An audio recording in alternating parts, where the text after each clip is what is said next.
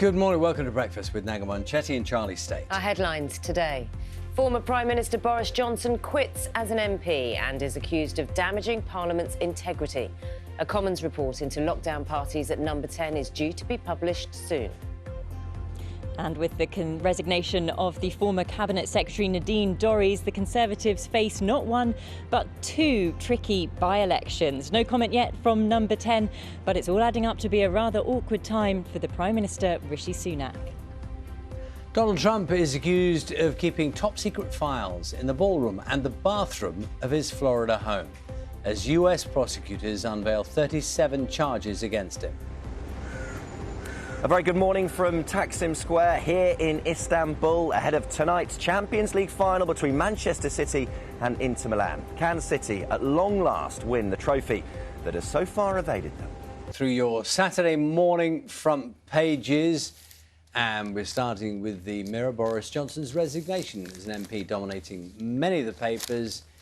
Johnson quits over Partygate is the Mirror's headline. The paper says he is deluded by claiming he has been forced out. Now, The Sun describes the former Prime Minister as raging after his resignation statement. It says Rishi Sunak now faces a knife-edge by-election. And there's a picture of former US President Donald Trump on the golf course. He makes the front page of the Times, and he's also facing multiple criminal charges over mishandling classified documents, including national defence information and nuclear secrets.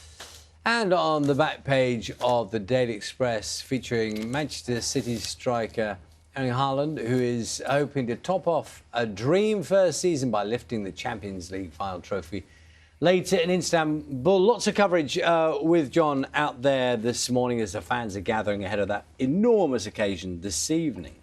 See anything on the insides?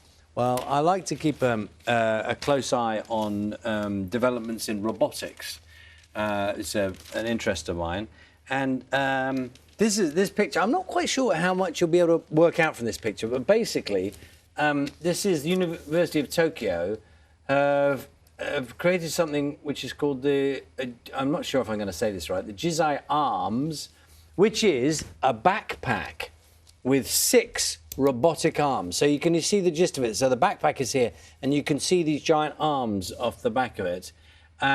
So these. Oh, so there are arms on the back as well? So yes, you have a backpack on your back, and there are 6 robotic arms. So I was trying to think of in what way is that useful, and I'm thinking this one here, which appears to be quite a long arm. If you have something if you're cooking, for example, and you've got a tin up in a high cupboard, you just can't quite reach it. You don't have to get the steps. You just got the robotic arm. You could lift it. You could just pick it out, couldn't you?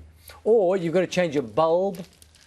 Something like that. There's many situations when you've been doing a chore around the house. You've got what I need is a backpack with a long robotic arm on it, and I'd be sorted. Hoovering it at a long distance away from where you're just sitting. You're that silly. kind of thing. You're silly.